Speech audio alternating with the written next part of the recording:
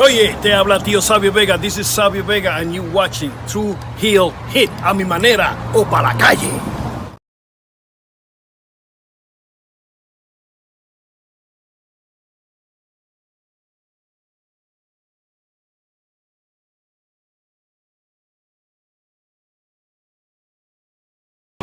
You already know what time it is, man. The young GOAT in the building. Make sure you tune in to True Heel Heat Podcast.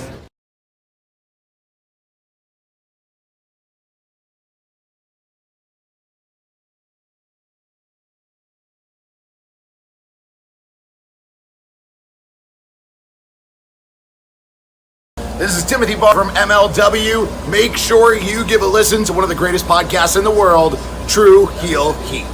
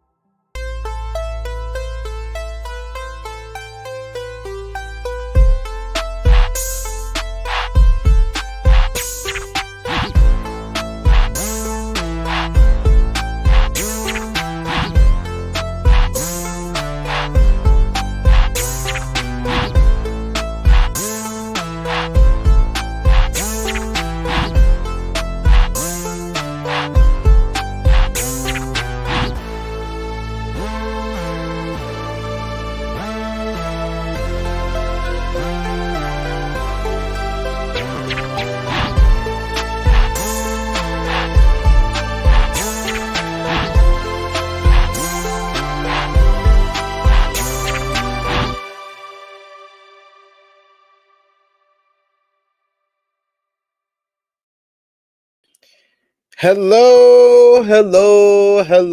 It is me, your True Heel Phenom, SP3. We are live on the True Heel Heat, YouTube, Facebook, and Twitter for Rated Raw Review, episode 20. The tournament begins, talking about the start of the king and queen of the tournament 2024. And boy, oh boy, what it was a start. And yes, this week I am here all alone, folks. Yes, Romeo says that he has to do some work. He has some work to do, but we all know the real deal. Romeo is mourning the loss of his favorite artist, Drake, losing the Great War of 2024, and apparently it's even getting dangerous out there in these streets. Everybody be safe. Never like to see a rap beef or anything like that. Anyone get hurt out there, so be safe. But yes, Romeo is not here. He's mourning the loss of Drake against Kendrick Lamar. But I am here for Rated Raw Review, episode 20, reviewing last night, Monday Night Raw, which was the start of the King and Queen of the Ring tournament. We appreciate y'all if you're watching us live. Appreciate y'all if you're watching us on demand. Remember to show that appreciation back the simplest way possible. It's free. All you have to do, drop the thumbs up on this video. Share this video with all your wrestling fans, friends, and family on all your favorite social media platforms. If you are new to the True Heel Heat YouTube channel, hit that subscribe button, hit the bell to stay notified for all the great content here. And of course, sound off in the live chat. I love to interact with all of you, and you guys are really like my co-host here, since Romeo's out here probably, listening to Take Care and not being able to be by my side and be my co-host here. I need all of you to be my co-host today, and I appreciate y'all for sounding off and give us your thoughts on last night's Monday Night Raw. We got our good brother Chuck Berry's in the chat who says, "Yo, fellas, what's good? Raw wasn't half bad for a change. Definitely wasn't, in my opinion. I thought this was one of the best episodes as far as wrestling goes of Monday Night Raw in a very long time, right up there with any of the best episodes that we've reviewed so far on Rated Raw Review." Also got Chuck Berry saying, "Tell Romeo it's all good. He's still got the Knicks." I know, like the Knicks should have made him feel better, but he's a busy man. You know, he's got the Knicks going on. He's making bets, looking good. So he's got a lot of things he's working on. So of course he has other things that he couldn't be here today. But really, it's because Drake lost. So he was coming up with excuses, y'all. I'm pulling back the curtain. I'm sorry, Romeo. He was coming up with excuses. Like, I guess I gotta believe Drake because Kendrick didn't answer to his manager having his baby and stuff like that. He did already. He said that Drake would lie, and Drake lied. That's it. You don't need to come out and be like, "Oh, Dave Freeze, not my baby's father." That just validates the lie, like Drake did in the Heart Part 6. But if you want more coverage on the Kendrick Lamar Drake rivalry, we're going to have a video on it. We talked about it on this week's True Heel Heat Flagship podcast. So that portion of that podcast, we're going to drop as a separate video talking about the Kendrick Lamar and Drake beef. But that is for another time, another place. We are here to discuss Monday Night Raw, which was the basically the post show, the show after WWE Backlash in France. So we kicked off with a recap from the big show this past Saturday. And of course, if you want to share your thoughts on anything, I'm going to go through a lot of the segments. If I see you guys in the comments, if you got a comment that I want to get highlighted, I will highlight it. So feel free to drop any comments you want. But of course, if you're feeling generous, you want to give back to what I do here, you can send a super chat donation, guys. Let my missus know that I'm not just taking time away from my kids just to talk to a camera for no reason. Send a super chat donation. Any dollar amount matters. I always appreciate the support. But most of all, I want to hear your thoughts of what you thought about this week's Monday Night Raw. Honestly, like I said, I thought it was some of the best bell-to-bell wrestling we have seen on an episode of Monday Night Raw in quite some time. But the show kicked off with some talking as we had the World Heavyweight Champion Damian Priest coming down with the Judgment Day following his big win over Jey Uso at Backlash. Michael Cole, as they're coming to the ring, discusses that we're going to have not all four first round matches in the King and Queen of the Ring, respectively. We're only going to have 3 each. The 4 for each will take place at a live event over the weekend. Legitimately did not even tell us what live event it was. Maybe that's a nitpick, but WWE, if you're going to say that some of the King of the Ring and Queen of the Ring matches are going to be on house shows, at least promote the house shows, at least have an idea of which house shows is going to have the King of the Ring and Queen of the Ring tournament matches so you could sell some live event tickets. I know you don't have a problem with that, but at least show some foresight, because it just showed that you promised something that you couldn't guarantee on with saying that we were going to get all the first round matches on this show. But besides the point, Cole also announces that Drew McIntyre was out of the tournament because he was not medically cleared as well. So the Judgment Day come down and Damian Priest gets on the mic. He says everyone loved Jey Uso, but it didn't matter because he was still El Campeón. Priest wanted to address what happened after his match with Jey Uso, but Finn Balor gets on the mic and he apologizes. He said he apologized after the match and he really meant it. But Priest said he was the one that needed to apologize. Priest appreciated the help and he was still the champion thanks to them and their assists. Priest said that he appreciated JD McDonough and he said, Balor, Finn, you're like a brother to me. They all hugged out. We even get Dom, like a little kid who's joining the hug behind his dada, El Campeon. Priest then gets on the mic and he says that he is still the world heavyweight champion. They still run Monday Night Raw, and that is why Finn Balor will become the king of the ring. Priest said that Balor is the next king. Balor says that he got a first round bye because Drew McIntyre wasn't medically cleared to be in the match on the show. And this was the first step towards the Prince becoming a king. Balor wanted Samantha Irvin to announce it now, but before he could, Adam Pearce comes out to the ring to inform Balor that he is not getting a bye. In fact, the Judgment Day must leave the ring now because his first round matchup is up next, and he's going against none other than main event Jey Uso.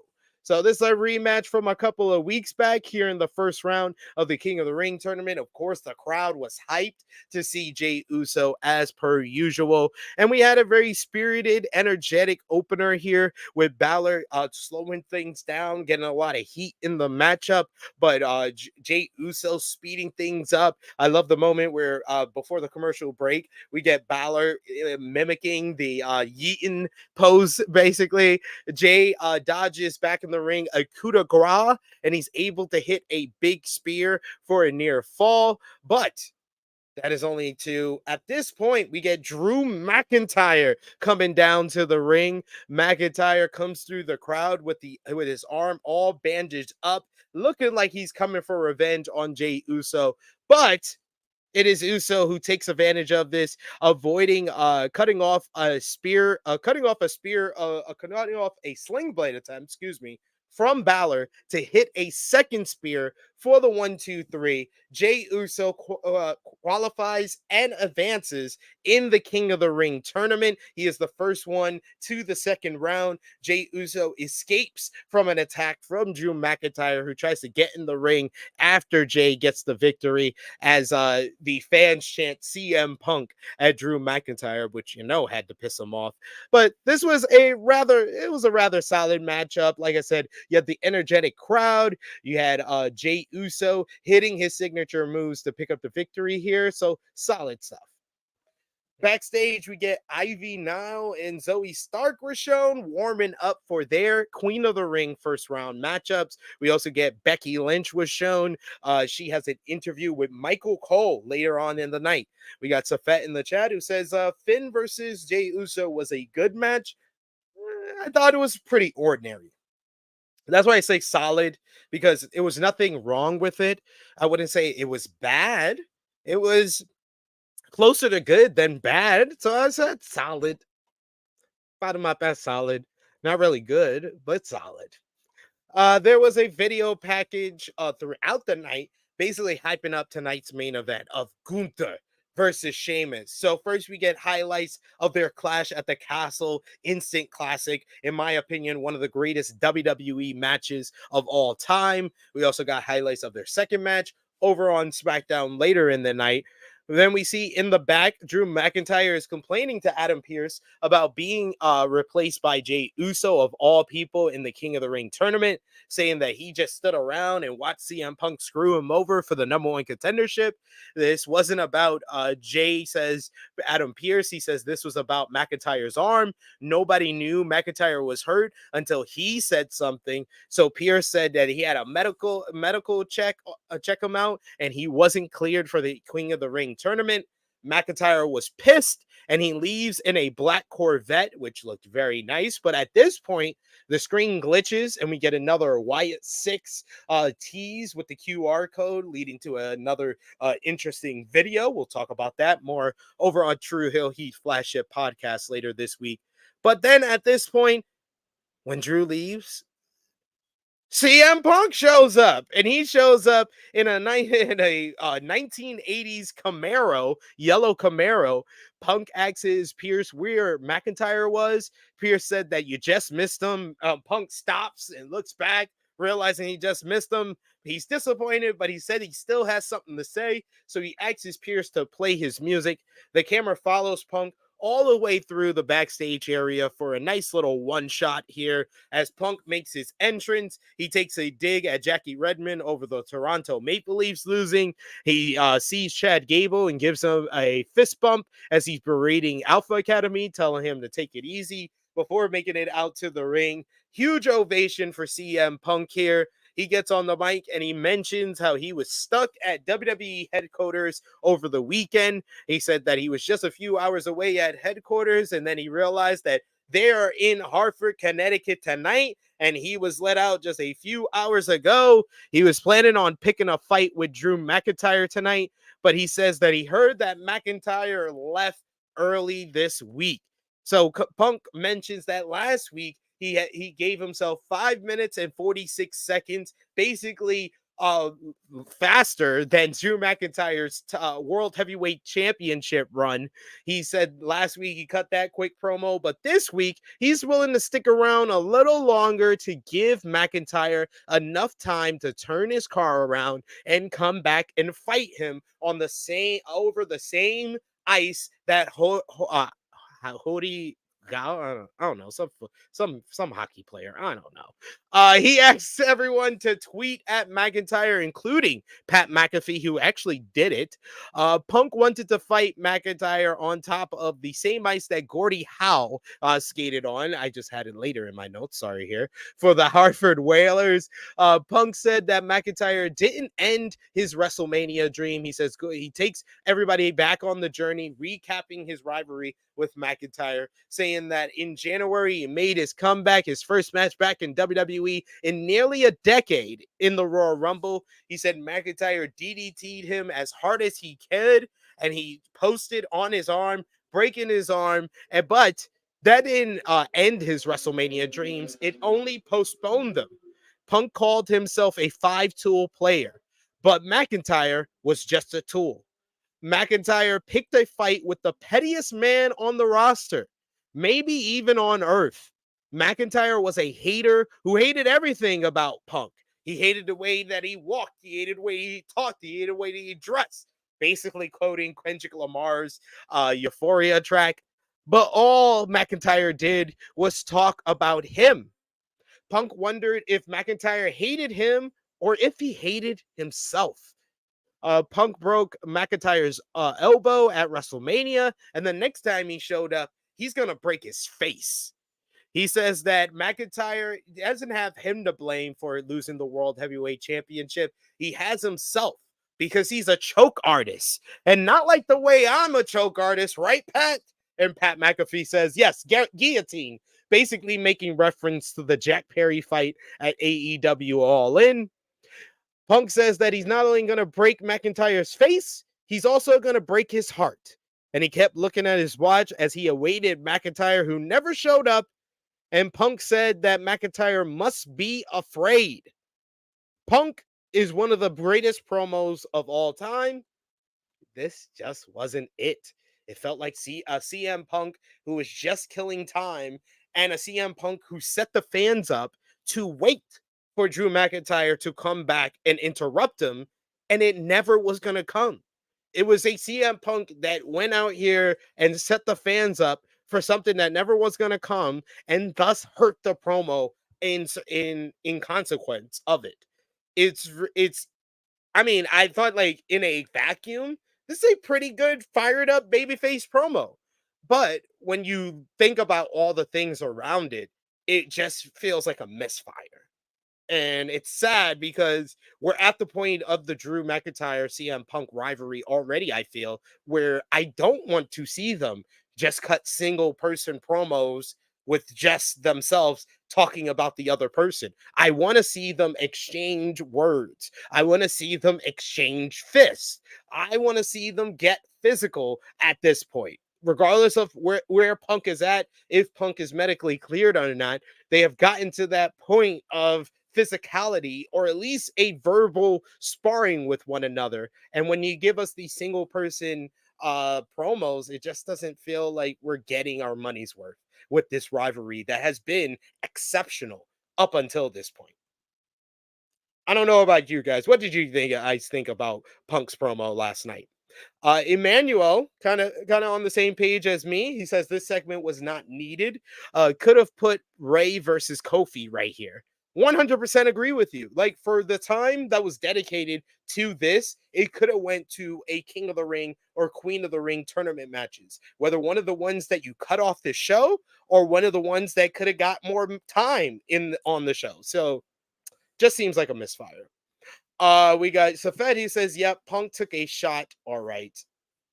I didn't even think any of the shots were that good towards Drew McIntyre. I thought the AEW reference was the biggest thing about this promo, and it got zero reaction from the live fans because the live fans are not the internet fans, and they don't seem as tapped in or interested about Punk making AEW references like he's on an episode of the Ariel Helwani show. Misfire. That's what I said. Kathy Kelly is backstage with Ricochet about talking about the King of the Ring tournament. Ricochet was ready to define a legacy for himself when Braun Strowman shows up to embrace Ricochet. Strowman wanted him to remind everyone why he was called King Ricochet, but Kathy Kelly has to ask Strowman, why did he get involved in the Judgment Day's business last week? He says that he's always sticking up for the little man, and he says that he doesn't like bullies, and he tells Ricochet to go out there and kill it, kiddo. That man is 35 years old. Why the hell are you calling him kiddo? Seriously. You're a bully. You're a bully, Braun Strowman, and you don't even know it. Next, we get our first Queen of the Ring tournament match. Io Sky going one-on-one with Natalya. Natalya's been doing really good work over on NXT. Her match with Lola Vice in the NXT Underground was really good in the main event of Spring Breakin' last week. But I felt like this was the first time that she really got time to showcase, just how good she still is, even though she's been in the WWE for going on nearly 2 decades. Natalya can still ball, and she balled here with Io Sky. I like Pat McAfee on commentary mentioning that today, actually, happy birthday to the late, great Owen Hart. Today's Owen Hart's birthday. I believe today is Will Ospreay's birthday. I think it's Kevin Owens' birthday. May 7th is a very great day for professional wrestlers.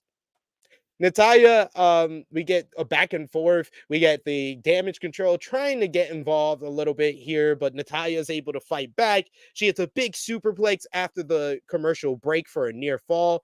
She tries to fight back, and she tries to fight off a freaking crossface from Io Sky, trying to pick her up out of it. But Io's able to follow up with a double foot stomp and a drop kick for a near fall. They trade reversals until Natalya busts out a sit-out powerbomb for a good-looking near fall. Natalya tries to apply a sharpshooter, but Sky is quick to counter. She drives her into the bottom turnbuckle and then follows up with the Meteora in the corner, and then goes to the top rope. It's a beautiful-looking over-the-moonsault for the pinfall victory here.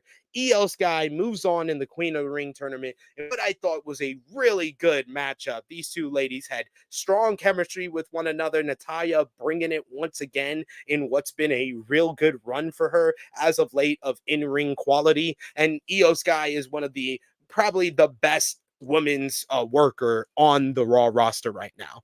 After the matchup, though, Dakota Kai announced that she was taking the place of an injured Asuka against Lyra Valkyria in the Queen of the Ring tournament.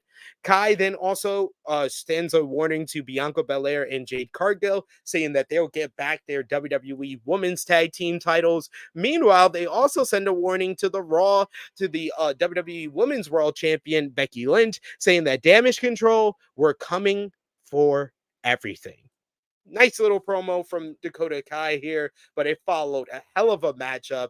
This is what I want to see from Io Sky. Io Sky, I know a lot of people slept on her title reign, but she brought it in her title reign, whether it be drawing ratings, drawing viewers, whether it be in-ring quality with her matches against Asuka and Bianca Belair and Charlotte Flair. Last year was the year that Io Sky showed on the main roster that she could be the worker that she was in Stardom and NXT She did that last year during her WWE Women's Championship run, and she's doing it. I think that she's going to be able to do it again on this Raw roster that just has a really deep women's division right now. We got a couple of comments I wanted to highlight here. We got Safet who says, yep, the CM Punk segment was okay, but not needed. We also got a happy heavenly birthday for the King of Hearts, Owen Hart. Josh says, this match was surprisingly good, and the sit-down powerbomb looked nasty in a good way. It was given an okay amount of time. I definitely agree with that. We also got Safet, who says this match was a really good one. He also got Josh, who says Bianca will be so mad if she still has to deal with damage control. Apparently she does, because she's got to be on Raw if you're the WWE Women's Tag Team Champion. We got MCats who says Alvarez just losing it on Wrestling Observer Live because 2 King of the Ring matches on house shows this weekend. Pretty funny. Yeah, I nitpicked it. It is something to complain about, MCats. I don't think it's something to go apoplectic about. It's not something to burn the entire WWE house down. It is bait and switch, and it's us learning that bait and switch can still happen in this new era, in the Triple H era. But next up, we get an Ilya Dragunov video package that I thought was really well done, really capturing his character, his intensity, and the aura of Ilya Dragunov. And that was the prelude for our next King of the Ring tournament matchup. Ilya Dragunov making his Monday Night Raw debut, going one-on-one with Ricochet. We get a nice little feeling out process early on. At one point, we get Ricochet trying for a moonsault off the apron, but Dragunov's able to avoid it. He catches him and into a German suplex. It's a gnarly looking reverse German suplex overhead where Ricochet bounces off the mats on the outside. Back in the ring, Dragunov follows up with a springboard drop kick right to the face of Ricochet, and Ricochet bounces off the ropes. Ricochet follows that with a Hurricane Rana off the top rope. He then follows that with consecutive suicide dives and then a nifty looking flip dive to end the sequence. The crowd was on their feet at this point as we go to a second commercial break. Dragunov, as we come back, he's taking control. He hits a nice little leaping senton off the top rope for a near fall. Dragunov follows with vicious, loud-sounding chops, but Ricochet follows that with a super kick. They trade kicks of their own until Ricochet hits a Finley roll and then follows up with a lion salt for a near fall. Dragunov responds with a running knee strike, but Ricochet reverses a Dragunov attempt into a poison Rana. Ricochet tries for another lion salt, but Dragunov's able to knock him out of midair, catching him with the fucking Adam Cole reversal with the chop instead of the super kick. That shit was awesome. He then hits an H-bomb. He tries to follow up with Torpedo Moscow, but Ricochet counters with recoil. Ricochet goes to the top rope. Dragunov brings him down with a great-looking superplex where he bounces back up to his feet. He poses, hits one more H-bomb, vicious-looking one. 1, 2, 3. Ilya Dragunov defeats Ricochet. They got plenty of time here. 16 minutes, 34 seconds. The only nitpick that I can give this matchup was 2 commercial breaks, breaking up the flow a little bit. But boy, oh boy, did these two go out there and deliver a balls to the wall, awesome matchup here in the King of the Ring tournament. This set the mark for the quality that we're going to expect from this King of the Ring tournament when you got workers like Ricochet working with someone like Ilya Dragunov, who's a completely different style, and those styles coming together and meshing into this banger of a matchup here, and Ilya Dragunov kicking off his run on Monday Night Raw in the best way possible. Dragunov and Ricochet shaking hands after the matchup. Ilya Dragunov moves on and advances in the King of the Ring tournament. He will now face Jey Uso next week on Monday Night Raw in the second round. Bunch of y'all talking about this matchup here. Safet says Ilya versus Ricochet match was a banger. We also got Emmanuel who says with wrestlers like Ricochet and Ilya, you just got to let them work. Just let them work. Give them time. and they're going to deliver something beautiful for you. We got Josh Matlock who says, and both were really good, talking about this and the main event, which we will get into for sure. Next up, though, we had Zoe Stark versus Ivy Nile in the King of the Ring tournament. Queen of the Ring tournament. This match was very athletic with both women showing their agility and athleticism in this one. We get a nice little delayed vertical suplex by Zoe Stark, where Pat McAfee didn't know when she was going to put her ass down. We get Zoe Stark showing the physicality or aggressiveness in this one. She showed more of a heel edge than I expected from Zoe here, but she had to play it against a kind of a start underdog babyface in Ivy now. In the end, though, it was Zoe Stark who picked up the victory with the Z360 to advance in the Queen of the Ring tournament. This got 5 minutes and 19 seconds, so it did not get the same amount of time as the King of the Ring tournament matchup between Dragunov and Ricochet. We get the bracket afterwards, seeing that Io Sky and Zoe Stark have qualified, and Zoe Stark would versus the winner of the Dakota Kai versus Lyra Valkyria matchup later on in the night. So we will update that in a minute here. But we get Jackie Redmond interviewing Sheamus. Sheamus mentioned that going through several medical procedures just to return to the ring. He didn't like Gunther. They have had banger after banger after banger, but tonight he planned on kicking Gunther's ass. Elsewhere backstage, we hear from R-Truth, the one half of the World Tag Team Champions. He did some comedy with Adam Pearce and The Miz and Dan Hurley, the head coach of the Yukon Huskies. Basically, he wanted to defend the World Tag Team titles against the Huskies, even though he thought their name were the Dogs. R-Truth comedy, funny because he thought that the NCAA was a small independent wrestling promotion, which did pop me a little bit. Truth is just, he's just so likable and so lovable that even his corny, lame comedy, it gets over. You got to give him credit for that. Elsewhere backstage, we head to the Judgment Den, where Balor is upset with his loss against Jey Uso. Damian Priest comforts him, tells him it's okay. We all rise for the Judgment Day. But then they also say, we get Dominic Mysterio and Carlito coming in, as Dom says that Priest is pissed because Carlito was the one that cost him at Backlash in Puerto Rico last year. Carlito said if he scratched their back, maybe they could return the favor. Priest didn't care what Carlito had going on and told Dom to get rid of him and apparently get rid of this truck. But also we saw backstage Braun Breaker complaining to Adam Pearce about not being in the King of the Ring tournament. A lot of backstage stuff. The Truth stuff kind of inconsequential. It was just Truth comedy because we needed him to do something this week. That's what it felt like, honestly.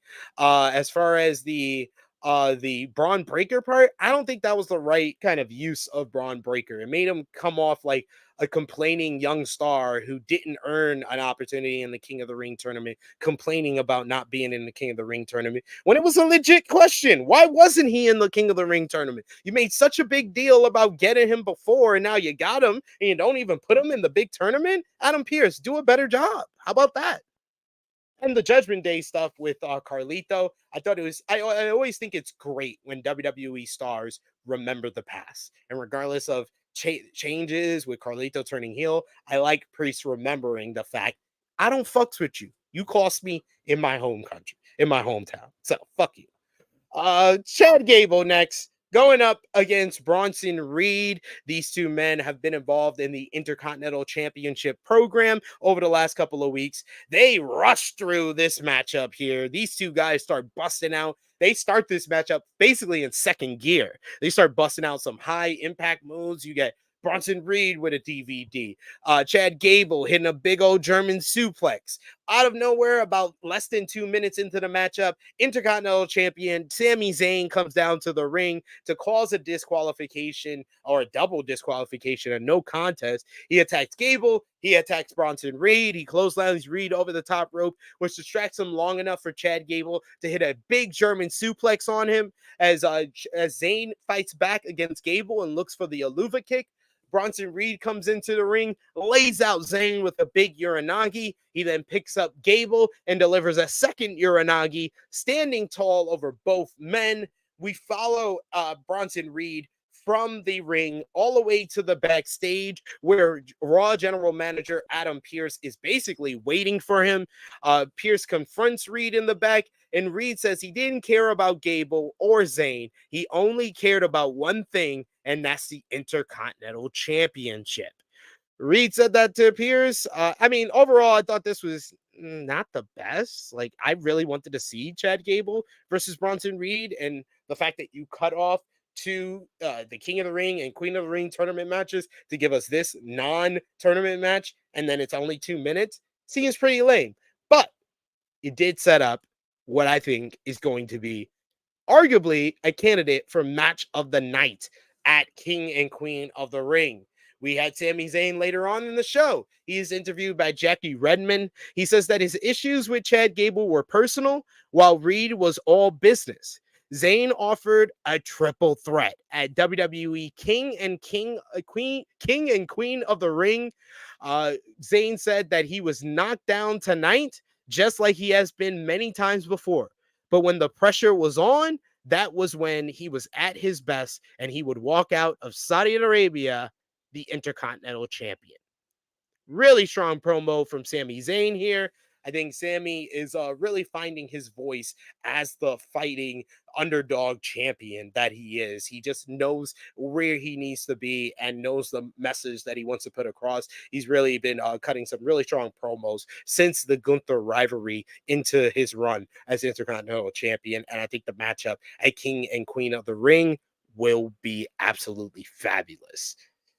We get a video package for Lyra Valkyria at this point, talking about her Raw debut and everything she's been through on NXT, collecting more feathers and more battles, and she's going to be in the Queen of the Ring tournament and first Dakota Kai later on tonight. Speaking of the tournament, King of the Ring tournament main event matchup, Gunther versus Sheamus. We heard from Sheamus, now we hear from Gunther. Gunther says that he didn't care about putting on bangers. He wanted to be the greatest of all time. He would have no problem exposing Sheamus as a wink-minded people pleaser. Sheamus would be no obstacle for the ring general. You know who my pick in the King of the Ring is. I've been riding with Gunther for years. Y'all know if y'all been watching this podcast, if you've been a fan of this podcast since 2019 when Gunther came in to WWE. I've been shooting in the gym for too long. He is my king, the King of the Ring general. Emmanuel, that's a solid ass question. Hey, Emmanuel says, why does Miz and Truth still have the tag titles? They should have been lost this, and they should have lost it to a team that doesn't even exist anymore. Ludwig Kaiser and Giovanni Vinci of Imperium. That's what should have happened. We got Choco Pro Sage in the chat. What's up, brother? He says, I, for one, can't wait to see Io Sky versus Shayna next week. Sorry, Zelina. Peak NXT. That is true. Io and Shayna. That is the rivalry that led to the Io Sky heel turn, which was her best run on NXT following that. Emmanuel saying, I appreciate Priest turning Carlito away. I would be like, yo, fuck that guy as well. Yo, he's on his Kendrick Lamar. I don't fuck with that. We got Safety says, Gabe versus Bronson Reed felt rushed. That is an understatement, sir.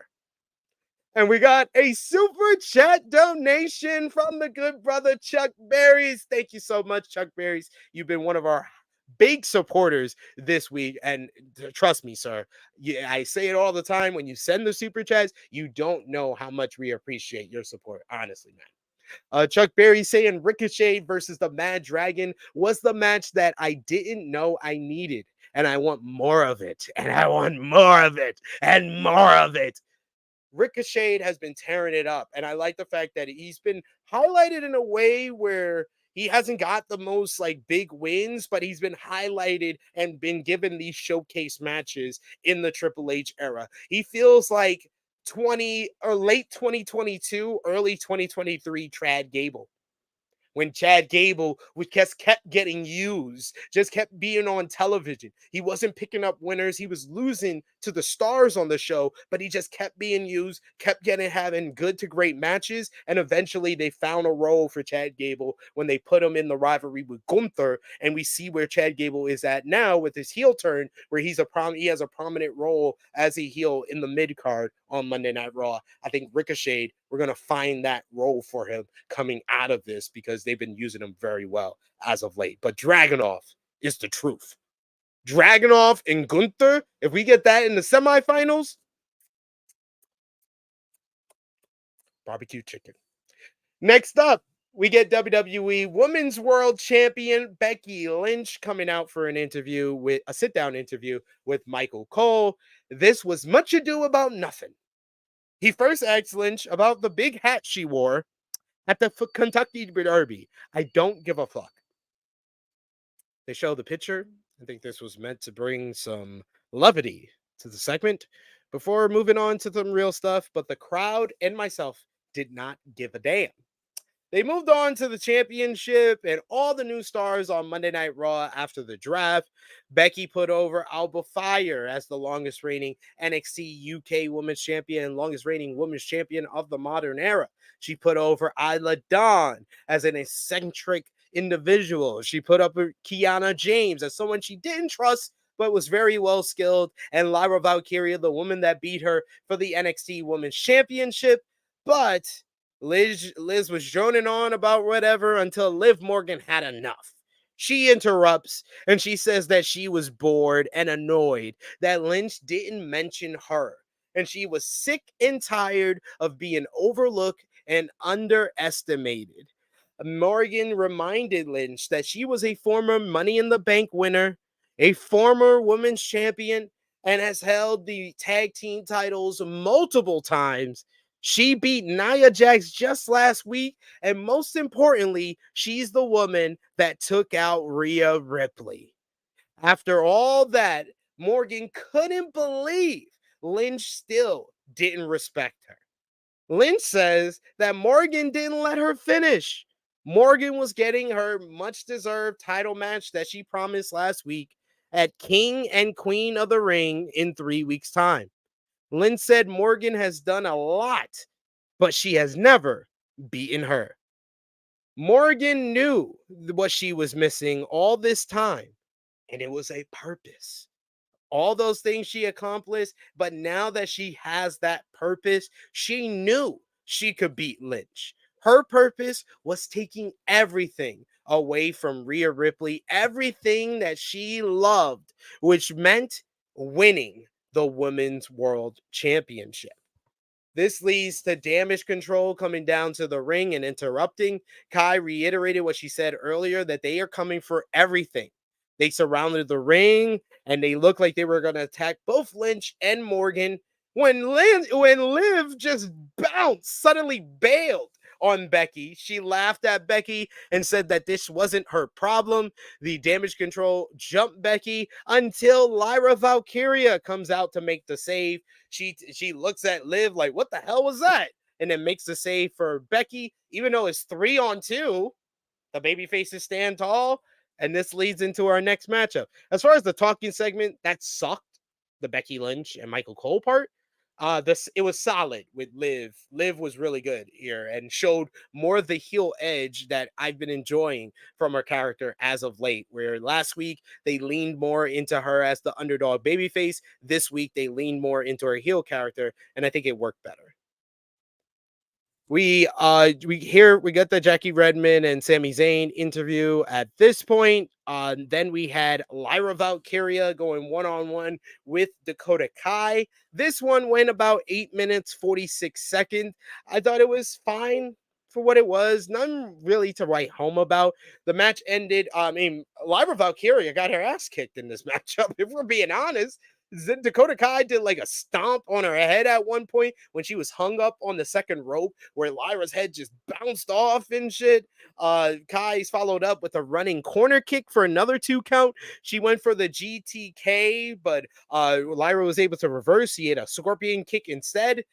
Lyra's able to reverse one of Kai's moves, hit the Nightwing for the 1-2-3. Lyra Valkyria advances in the Queen of the Ring tournament. She versus Zoe Stark in the second round next week. So that should be a good one. But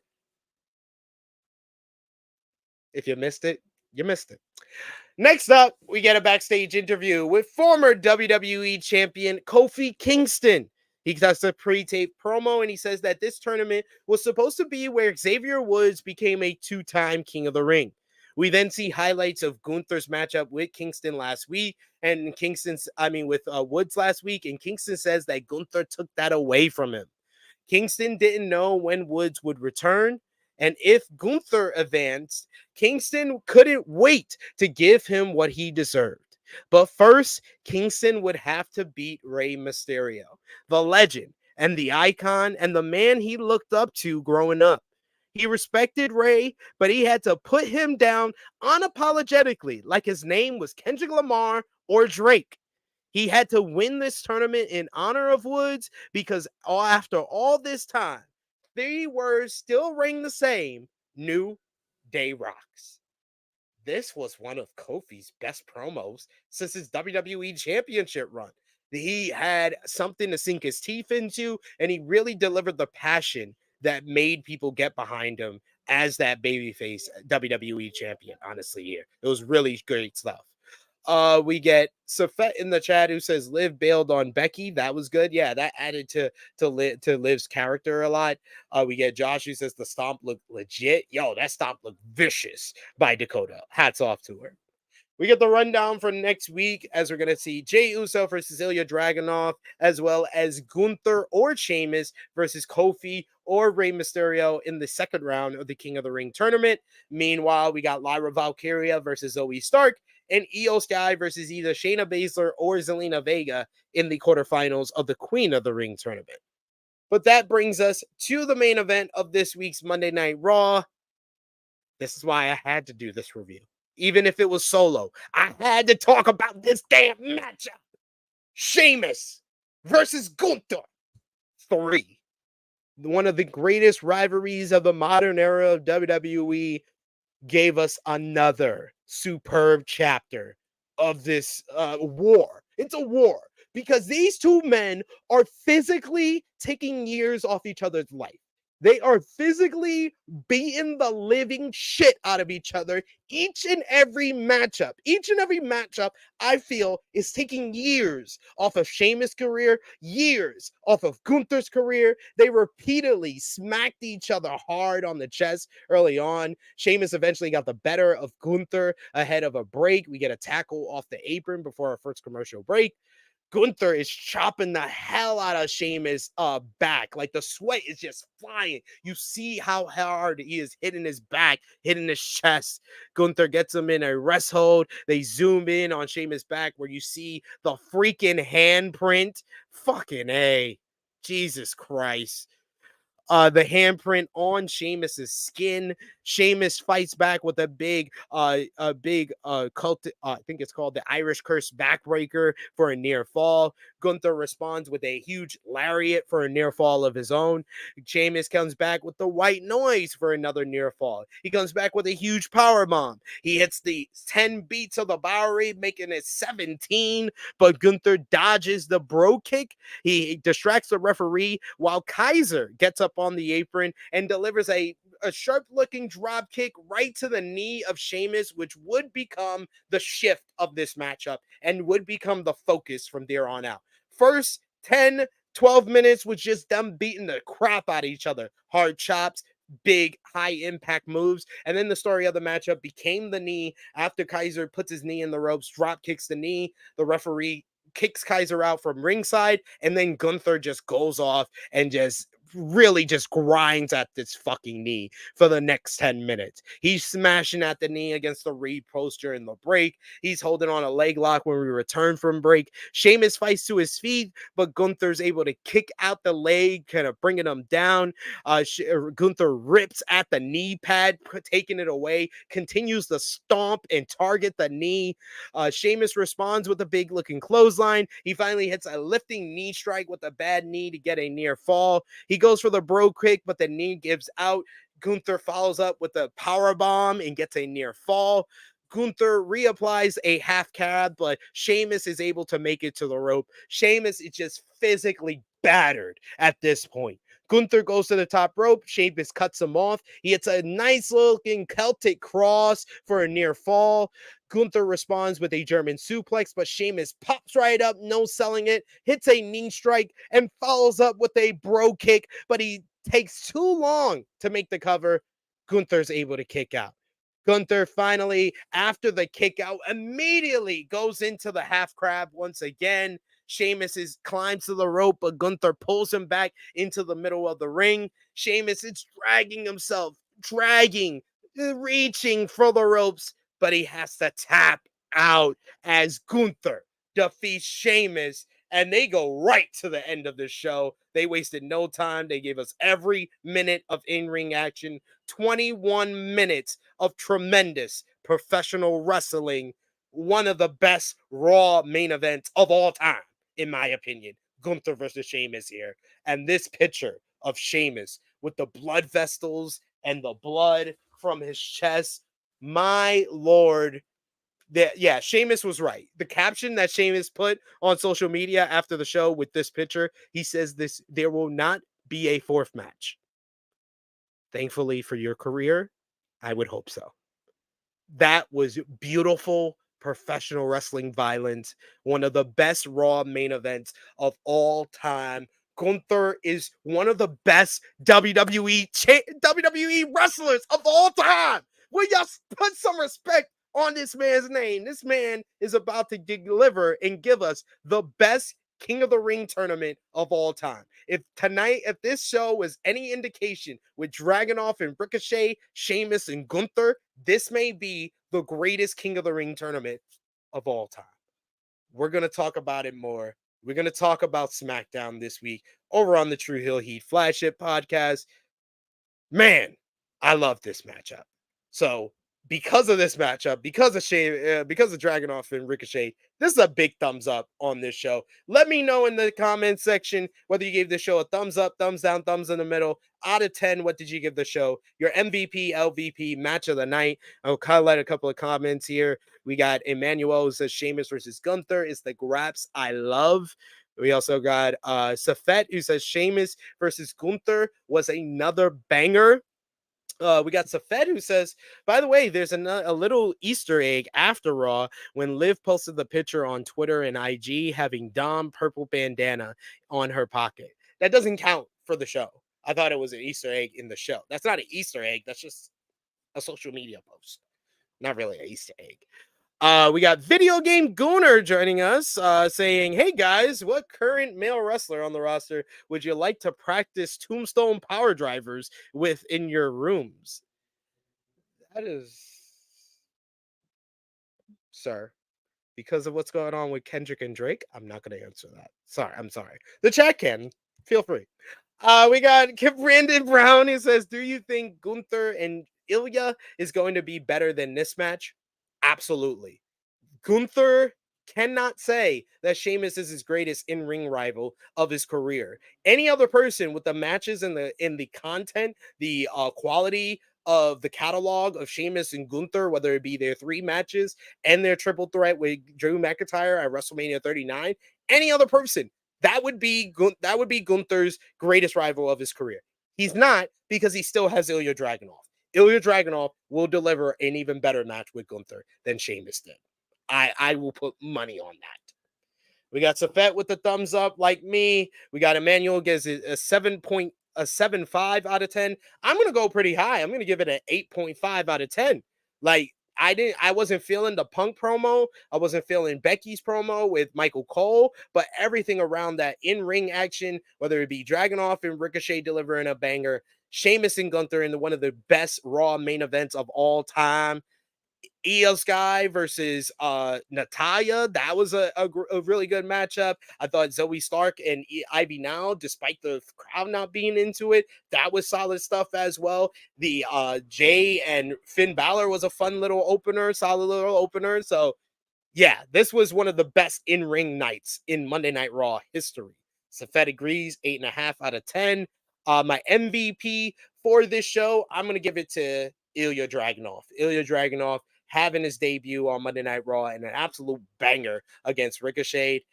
LVP for the show, gotta give it to Drew McIntyre and Punk. They had their first failure of their rivalry so far. Drew McIntyre, he gets more of the LVP for getting pulled from the tournament and leaving, and then Punk talking all that shit and you not coming back. And Punk's getting the LVP for not really delivering a really great promo without Drew.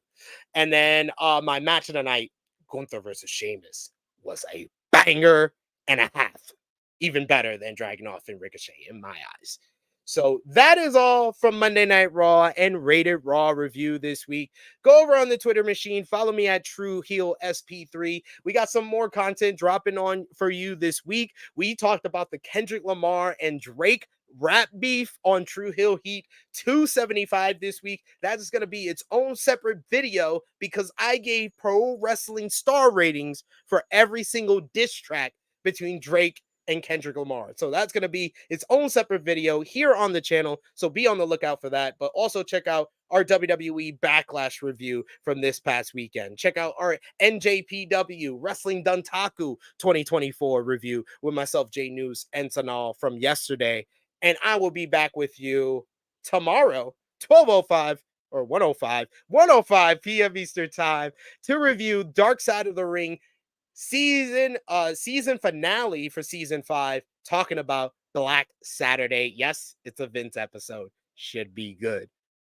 But until then, it is me, your True Heel Phenom, SP3. This has been Rated Raw Review number 20, reviewing the May 6, 2024 edition of Monday Night Raw and the start of the King of the Ring tournament. We are signing off until next time. They not like us. They're not like us.